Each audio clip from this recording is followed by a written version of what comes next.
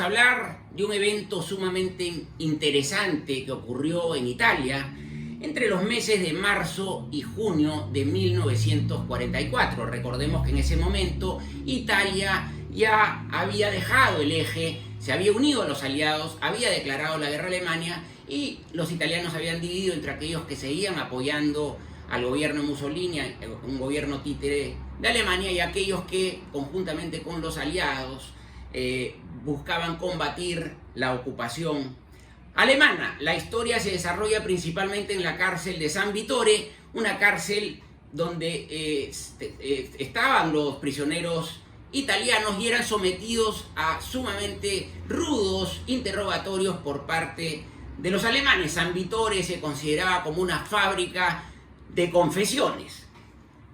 Vamos a ponernos un poco en contexto de cómo se había llegado a esta situación en marzo de 1944. Es importante recordar que en mayo de 1943 las tropas combinadas del Afrika Korps y el ejército italiano habían sido totalmente derrotadas en el norte de África. A esto siguió entre julio y agosto de aquel mismo año, en 1943, la invasión aliada a Sicilia.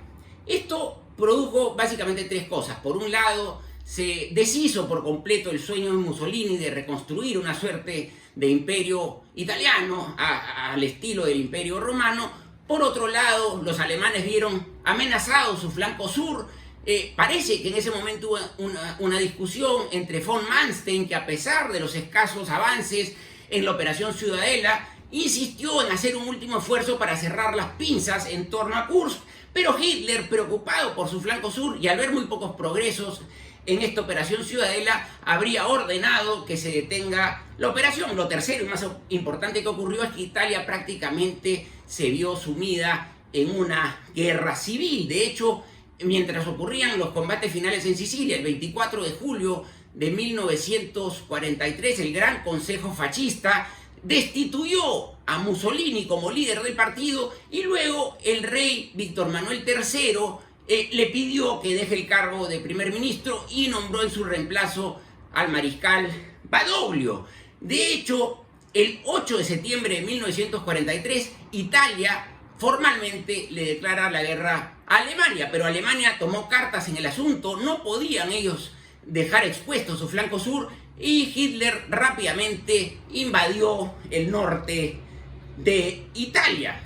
De hecho, Mussolini, que estaba cautivo en el Gran Sasso, fue rescatado por Otto Skorzeny, un fanático nazi, coronel de las Waffen-SS, que en una operación impresionante rescató a Mussolini, quien pasó a ser el líder de este gobierno títere de Alemania. La República de Saló se llamaba, en atención a que Mussolini despachaba desde esta ciudad alpina a las orillas del lago Garda. También se le llamó la República Social Italiana. Entonces, en ese momento vemos que los italianos se habían dividido entre aquellos que seguían apoyando a Mussolini y aquellos que ya apoyaban a los aliados.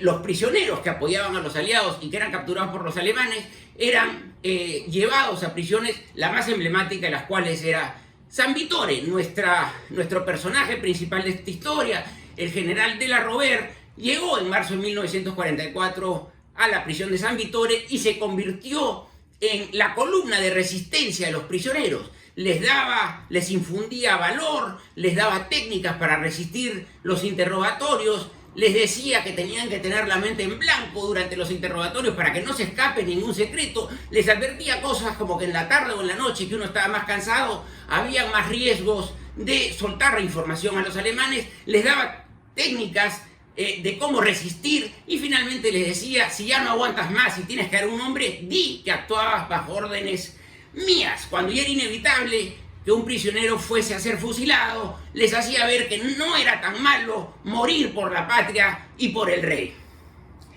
Lo que sucedió, sin embargo, es que comenzó a correr un rumor en la prisión de que en realidad el general de la Rovere era un doble agente y que pasaba información a los alemanes. Este rumor se desinfló porque claramente de la Rovere, que significa roble, era una figura importante, tenía un porte militar y seguía logrando que esta fábrica de confesiones de San Vittore cada vez fuera menos efectiva para los alemanes, quienes prácticamente no obtenían ninguna información. Los alemanes no lograron mantener su línea defensiva, la línea Gustav, cuyo eje era el Monte Cassino, y cuando inexorablemente los aliados avanzaban hacia el norte, muchos prisioneros de San Vittore fueron llevados a Fossoli, aparentemente debido a los grandes éxitos de los aliados occidentales en torno a la ciudad de Génova. Se tomaron represalias y se ejecutaron a muchos prisioneros en Fossoli, dentro de los cuales estaba el general de la Rovere. Se dice que cuando los prisioneros iban en un tren hacia Fossoli, un agente de la Gestapo lo habría visto al general de Rovere y, lanzándole un fuerte cachetadón, le dijo: "Yo te conozco, Bertoni".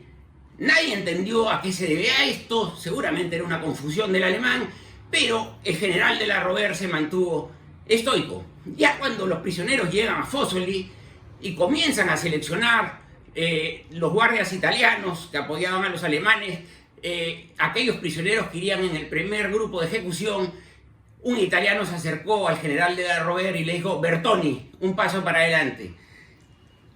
Sin embargo, nadie respondió. Entonces, en ese momento, el soldado italiano le dijo: "Está bien, de la Rovere, un paso para adelante".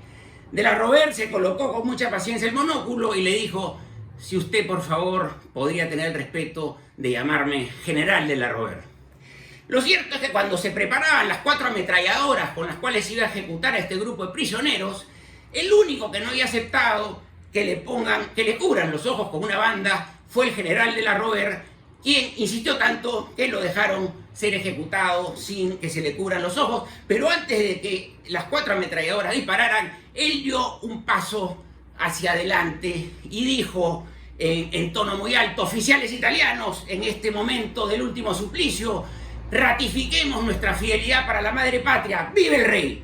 Y en ese momento las ametralladoras realizaron su trabajo. Pasó un tiempo para que realmente se conociera la verdadera historia. El general de la Rovere nunca había existido.